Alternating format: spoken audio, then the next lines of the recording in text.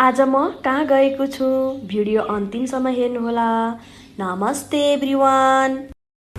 आज म मेरो दिदीहरू आमाजु दिदी भान्जा भान्जी र हामी परिवार घुम्नको लागि नगरकोट जाँदैछौँ।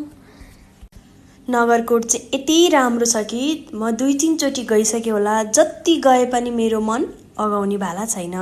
त्यहाँको हावापानीले, त्यहाँको वातावरण, त्यहाँको दृश्य, त्यहाँबाट देखिने हिमालहरूले त मनै फुरुङ्ग बनाउँछ। नगरकोट कति राम्रो छ भनेर मैले एक्सप्लेनै गर्नु पर्दैन।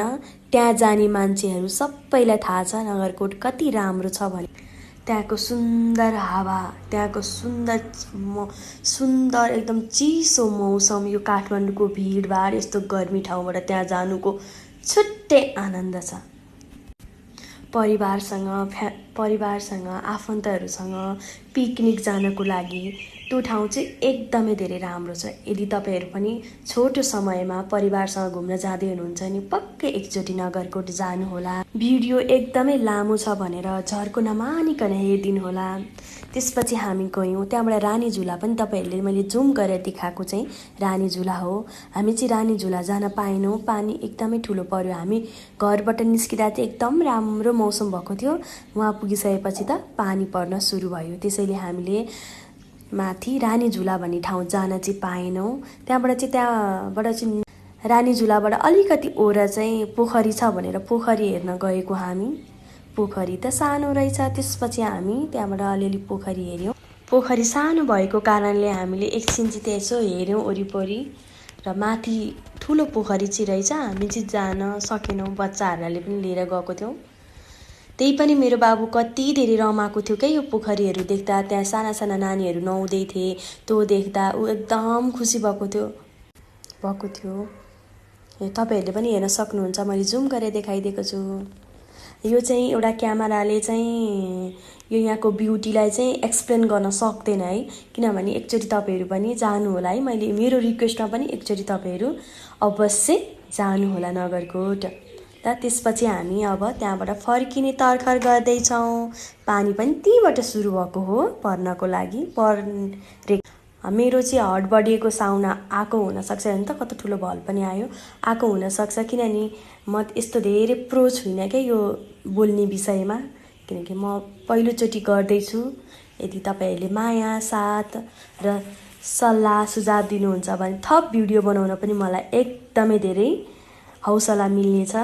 त्यो जाँदै हामीले चाहिँ त्यहाँ हेर्नु न कुकुरले कट्टु तानेको, यो चाहिँ त्यहाँनिर पर्यटक पुलिस भन्ने ठाउँ थियो। त्यहाँ पानी परेर हामी एकछिन रोकेको थियौँ र अब त्यसपछि त्यहाँबाट हामी खाजासाजा खाएर माथि जाँदैछौँ भ्यू टावर हेर्नको लागि।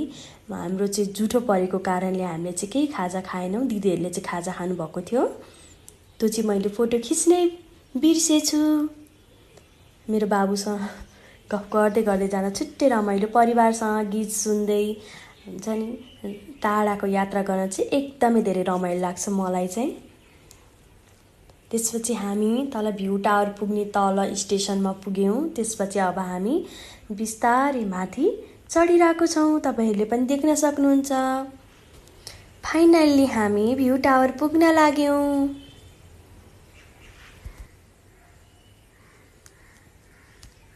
भ्यू टावरबाट चाहिँ राम्रो दृश्य हिमालहरू देखिन्थ्यो। पानी परेको कारणले बादलहरू धुम्मेकोले चाहिँ त्यहाँबाट राम्रोसँग भ्यूहरू देख्न पाइएन। त्यही पनि एकदमै धेरै मान्छेहरूको भिड थियो क्या। यदि मान्छेहरूलाई नजिकै काजम हुन्छ है परिवार लिएर। अनि हाम्रो फोटो भिडियो बनायौँ, एकछिन डुल्यौँ। यहाँ बच्चाहरू पनि एकदमै धेरै रमाएका थिए। यहाँ सबै बच्चाको हातमा चाहिँ यो पी एकदमै धेरै थियो। धेरैजनाको बच्चाको हातमा थियो कि। मेरो स्वर चाहिँ हौडा आएको भएर यसमा चाहिँ एकदम माफ गरिदिनु होला है। त्यसपछि हामी भ्यू टावरहरू हेरेर फर्किँदै थियौँ। पानी पनि रह्यो। त्यहाँबाट हामी हिँडिसकेपछि चाहिँ घामहरू लाग्ने, एकदम आकाशहरू खुलेको राम्रो देखेको थियो क्या। त्यसपछि हामीले यहाँनिर चाहिँ राम्रो भ्यू देखियो भनेर फोटो भिडियो बनायौँ। मेरो भिडियो अन्तिमसम्म हेरिदिनु भएकोमा धेरै धेरै धन्यवाद। Thank you so much everyone. Love you all.